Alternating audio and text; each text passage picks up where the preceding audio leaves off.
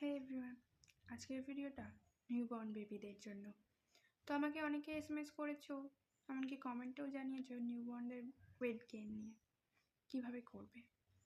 তো চলো আজকের ভিডিওটা এই নিয়ে, নিউবর্নদের ওয়েট গেইন কীভাবে করবে। তো যেই টিপসগুলো আমি আমার বেবির ক্ষেত্রে অ্যাপ্লাই করেছি সেটাই তোমাদের সাথে আজকে শেয়ার করব, যেটা আমার বেবির জন্য পেডিয়াট্রিশিয়ান অ্যাডভাইস করেছে। Hey everyone, welcome back to my channel with another video. I am audio. আজকে একটা নিউ টপিক নিয়ে আলোচনা করতে এসেছি, খুব ইম্পর্টেন্ট একটা topic, formula feeding versus breast feeding. তো which is better, new moms কীভাবে শুরু করবে। সো আজকের টপিকে সেটাই আলোচনা করব। So let's grow together with love and smile.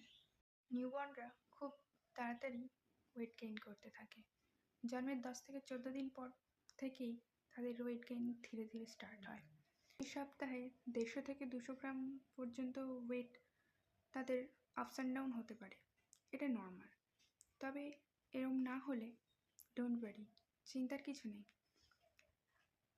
এটা রুটিন অ্যাডজাস্ট হয়ে গেলে এটা নর্মাল, ঠিক হয়ে যায়। 3 থেকে 6 মাস পর্যন্ত বেবিকে শুধু এবং শুধুই ব্রেস্ট ফিড করান, এটাই বেবির ওয়েট গেইনের মূল মন্ত্র। তাছাড়াও বেবিকে 2 থেকে 3 ঘন্টা অন্তর অন্তর ব্রেস্ট ফিড করান। আর বেবি যদি রাতে ঘুমিয়েও পড়ে তবে 4 ঘন্টার বেশি কিন্তু গ্যাপ একদম রাখবেন না। আর তাছাড়াও একবারে বেবিকে 2টো ব্রেস্টেরই ফিড দিন। আর লাস্টের দিকের মিল্কে বেশি ফ্যাট থাকে, তো এতে বেবির ওয়েট গেইন খুব ভালো হয়। তাছাড়াও বেবি যখন খায় বা আপনি যখন আপনার বেবিকে খাওয়াবেন তখন যেন বেবির প্রপার ল্যাচ, খুব ইম্পর্টেন্ট, ওটা যেন সঠিক হওয়া যায়। যদি কোথাও ডক্টর ফর্মুলা সাজেস্ট করে থাকে আপনার বেবির জন্য, তাহলে অবশ্যই বেবির এইজ অনুযায়ী ফর্মুলা দিন। তাছাড়াও আপনার বেবির বটল সবসময় স্টেরিলাইজ রাখুন। আর ফর্মুলা তৈরি করার 1 ঘন্টার বেশি কিন্তু কখনোই রাখবেন না। তাছাড়াও বেবিকে কিন্তু ওভার ফিডিং করাবেন না, এতে বেবির পেট খারাপ হবে।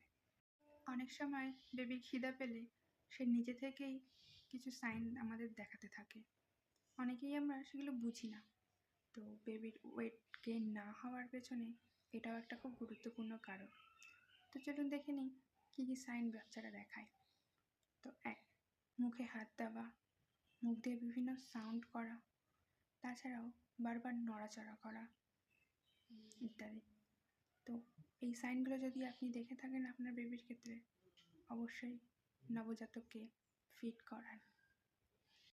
ফিডের পর 10 থেকে 15 মিনিট আপনার নবজাতককে অবশ্যই বার্প করান বা ঠেকুর তোলান, এটা কিন্তু খুবই ইম্পর্টেন্ট। আর গ্যাস না হলে আপনার বেবি খুব আরাম করে কিন্তু পেট ভরে খেতেও পারবে। আর সে খেলে অবশ্যই কিন্তু সে খুব ভালো ঘুম হবে, আর তাতে আপনার বেবি খুব ভালো ওয়েট গেইনও হবে। একটা নিউবর্ন বেবি দিনে 14 থেকে 17 ঘন্টা ঘুম খুবই প্রয়োজনীয়। আর যত ভালো ঘুম তত ভালো গ্রোথ। আর আপনার এই বেবির যাতে ঘুম খুব ভালো হয় তার জন্য রাখুন soft lights, clean environment, no disturbance. তাহলেই দেখবেন আপনার বেবি খুব ভালো ঘুমোচ্ছে। আর যত ভালো ঘুম তত ভালো গ্রোথ। প্রতিদিন হালকা তেল দিয়েও আপনার বেবিকে 10 থেকে 12 মিনিট হালকা হাতে ম্যাসাজ করতে পারেন, এতে বেবির ডাইজেশনও খুব ভালো হয়। আর বেবির ব্লাড সার্কুলেশনও খুব ভালো হয়, এতে বেবির ঘুমও খুব ভালো হয়। তো এতে বেবির গ্রোথও খুব ভালো হয়। আর তেলের বিষয়ে অবশ্যই আপনার পেডিয়াট্রিশিয়ানের অ্যাডভাইস ছাড়া কিন্তু ব্যবহার করবেন না। আর এইগুলো ফলো করলেই 2 থেকে 3 সপ্তাহের মধ্যে আপনি আপনার বেবির ওয়েট গেইন লক্ষ্য করবেন। আর যদি কোনো রকম ডাউটস বা কোনো কিছু দেখেন তবে অবশ্যই আপনার ডক্টর কনসাল্ট করতে কিন্তু একদমই ভুলবেন না। আজকের ভিডিও যদি তোমাদের হেল্পফুল বলে মনে হয় অবশ্যই লাইক, কমেন্ট অ্যান্ড সাবস্ক্রাইব করে দিও। আর বেবি কেয়ার নিয়ে নিউ কোন টপিকে তোমরা ভিডিও চাও অবশ্যই কিন্তু কমেন্ট জানিও। আর thanks for watching in the next vlog. For more information and real moment, subscribe please. So, take care moms. Growing together, loving together.